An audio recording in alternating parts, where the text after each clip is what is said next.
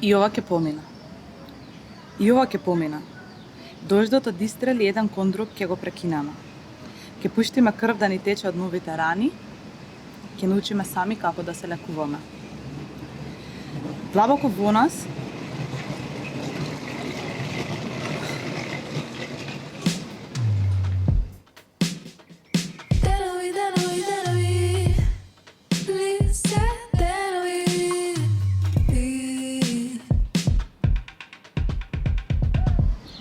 и ова ќе помина.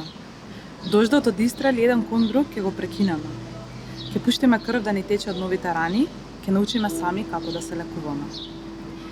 Длабоко во нас ќе гргори болка додека заздравуваме. Ќе се менуваме, ќе се плашиме, ќе научиме како пак да се вивнеме нагоре. И ова ќе помина. Дотогаш чувар сум на местото каде што мирот и бучавата се гушкаат. Чекам наивно и чекам трпеливо. Чекам да научам да не гледам на часовникот од денес. Дотогаш сум завиена во збор. Ти вела. И ова ќе помина. Ќе научиме да бидеме добро, ќе се разбудиме сами и силни.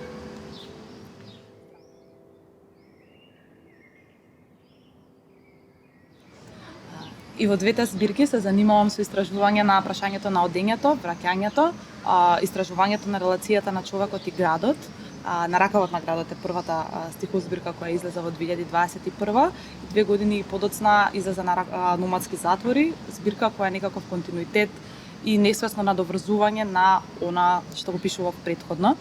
И како што споменав, таа обседната со поетиката на просторот и со поетиката на номадизмот е доминантна и во моето истражување и од аспект на книжевноста воопшто, меѓутоа и од аспект на овие теми кои ги работам во овие две стихозбирки. На еден и на друг крај. Јас го местам својот кревет под месечев надзор, тој тајно си ја копа гробницата и својата младост.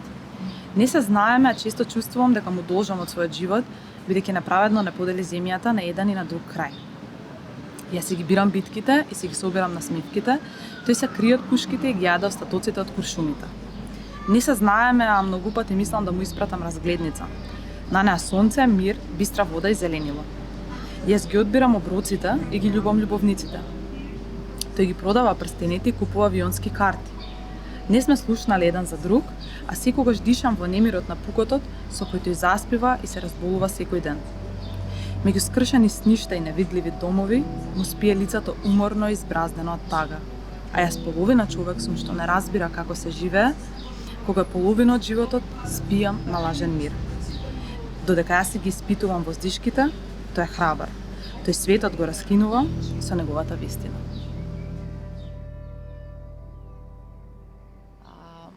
Оваа песна е посветена на неколку мои пријатели кои страдаа во војни, односно нивните семејства и тие се директно афектирани од она што се случува во неколку војни низ светот и трагедии.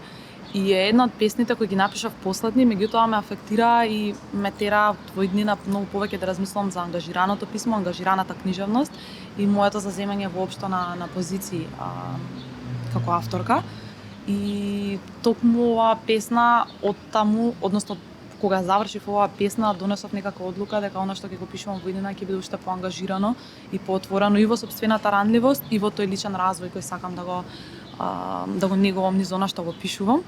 И така можам да кажам дека е една песна патување кон собственото отварање, кон она што сакам да го понудам во иднина како авторка. А тоа е многу поврзано со сите политики на грижа, заедништво, солидарност и свесност за тоа што се случува околу нас пред се. И ме потсетува секогаш кога гледам дека следното нешто кое сакам да го пишувам ќе биде уште потворено, уште подиректно ангажирано и ќе биде нешто кое ќе биде посветено на оние чија болка ме афектира и ме допира секако и со која се чувствувам секој ден. И е секако дел од моето секојдневие.